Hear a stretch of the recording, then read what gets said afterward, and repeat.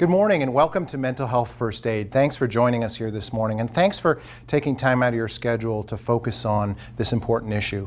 Mental Health First Aid is a public education program that teaches individuals like yourselves how to recognize signs and symptoms of mental illness, how to reach out if someone might be experiencing these signs and symptoms, how to de-escalate someone if they're in crisis, how to refer them to professional help if necessary.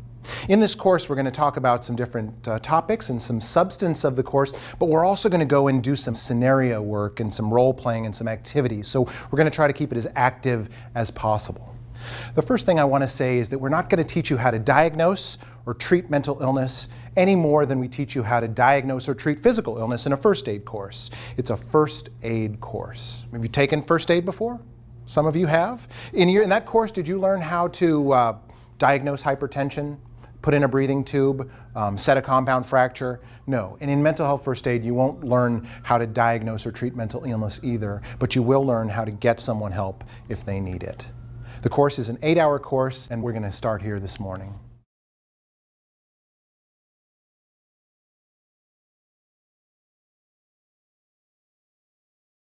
The first category that we're going to explore is that of depression and anxiety. Again, these are two separate categories of illness, but oftentimes they overlap. Have any of you ever experienced depression before? Does anyone want to share what types of things can cause depression, or what experiences have you had? Yes? Loss of an animal, a beloved animal. Okay, loss of a pet, loss of a loved one, really. An intense loss, right, can cause one to feel depressed. Yes, sir? Loss of a job. Loss of a job, right, can really be a traumatic experience for somebody. And depression, the feeling of depression, is part of the human condition. We've all felt it. We all feel it on occasion. But depression, in the sense that clinicians talk about it, is that it impacts a person's ability to function. Depression, it's like major depressive disorder, lasts for 2 weeks or more and really impacts a person's ability to function. So we're going to explore what some of these signs and symptoms might look like. So as first aiders, we can say, okay, well, this is what we might be seeing, and ideally help someone get help early. Because remember, in mental health first aid, early intervention is the key. The sooner that someone gets help for a mental health problem, the more likely they are to have a positive outcome in the end. I want to talk about some of the signs and symptoms that we might see if someone is experiencing depression. Not so that we can diagnose. Remember, we don't diagnose, but this just helps us recognize that maybe this person could use some help. Again, we're looking for changes in someone's behavior. Let's look at those. Some of those are fatigue, lack of energy, weight loss or gain, headaches. Depression can really increase the risk of a person hurting themselves or killing themselves. And so in mental health first aid, we definitely want to be aware of that and do our assess for risk of suicide or harm. And we'll talk more about that in the next segment.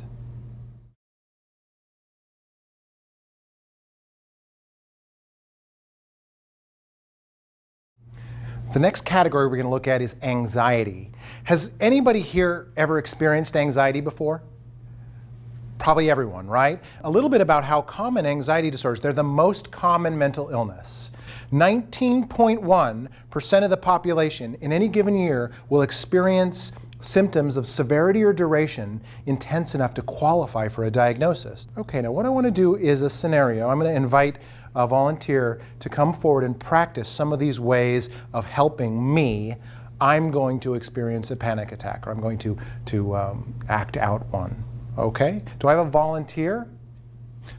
Yeah, thank you. Why don't you come on up? Okay, I'm just going to go ahead and put this down so it's out of my way. Thank you. Okay, so let's say we're in an airport, and here's the situation, and I've missed my flight, and I have a real important job interview to get to in Atlanta, and I've been unemployed for a couple of years, and I'm just really upset. And you don't know me, but you see me visibly upset at the airport. I want you to do your best, as what we've learned, as ways to try to de-escalate me. Okay? Okay.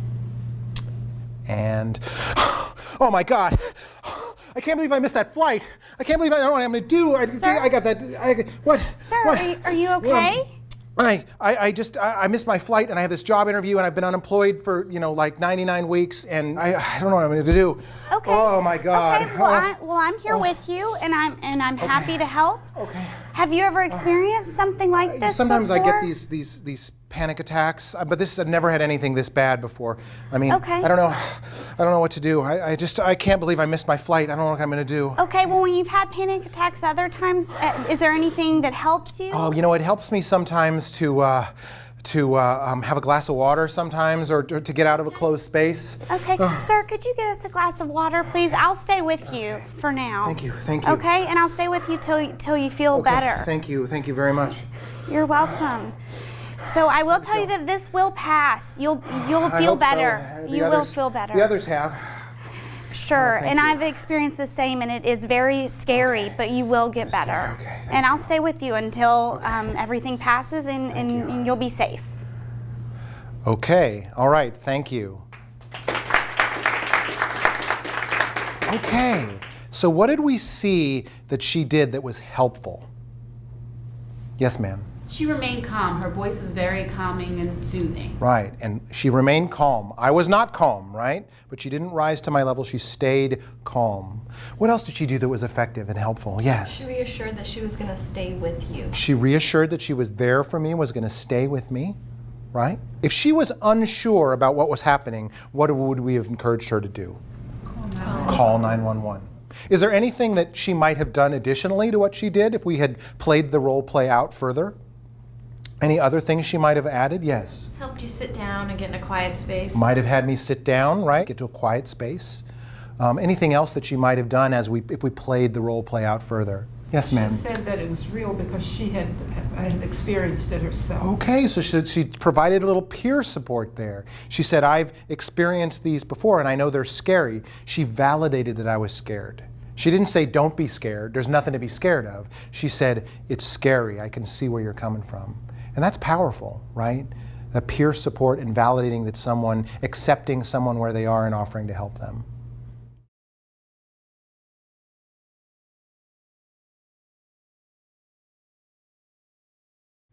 One of the crises that we might see in someone experiencing depression is suicidal thoughts and behaviors. And as a first aider, the A analogy, assess for risk in suicide or harm, encourages us to definitely do that assessment and find out if that person is at risk. So one of the things I want to do now is explore what are some of the warning signs we might see of suicide. Yes, ma'am. Giving away possessions. They might give away treasured possessions, right? Definitely. Yes, ma'am. And withdrawing from people. Might just withdraw from someone. Remember, that's one of those signs and symptoms of depression that we saw, but again, it could be a sign that we need to ask some more questions. So here are some of the warning signs. Threatening to kill oneself, right? We talked about that. As well as seeking access to means, seeking access to pills, a gun, etc., or some means of attempting suicide. Talking or writing about death, dying, or suicide. Feeling hopelessness or worthlessness. Reckless behavior. Reckless behavior, whether it's on a motorcycle or even promiscuous sexual behavior, can be reckless and a warning sign for suicide. In addition, a person may describe feeling trapped with no way out, or increasing alcohol or drug use. Again, we're looking for a change in someone's alcohol or drug use. Withdrawal, we talked about that, right? As well as demonstrating rage or anger. Suicidologists tell us to be specific and ask a specific question during our assessment. And the questions to ask are you having thoughts of suicide? Are you thinking about killing yourself? Now, we're certainly not going to lead with these questions in our discussion with them, but we definitely want to get there at some point during the assessment.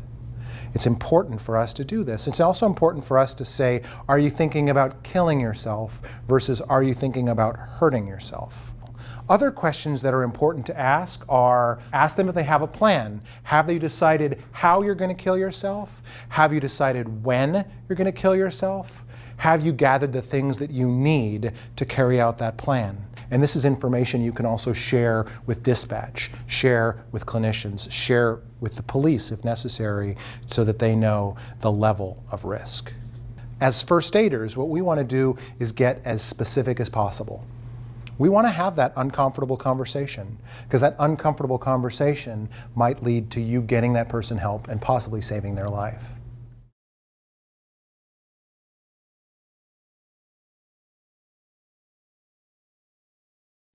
What we're going to do here today is explore a little bit about what psychosis might look like, and then do a role play about what it might be like to experience some of these symptoms. Schizophrenia is very rare. It only shows up in 0.45% of the population. It's very rare. In addition, there's bipolar disorder. Some individuals who experience bipolar disorder may experience symptoms of psychosis. There's a certain type of bipolar disorder in which they may experience those, as well as some people may experience psychotic depression, a depression that is so intense that they experience symptoms of psychosis, symptoms of hallucinations or delusions. So can I have some volunteers to participate in this exercise?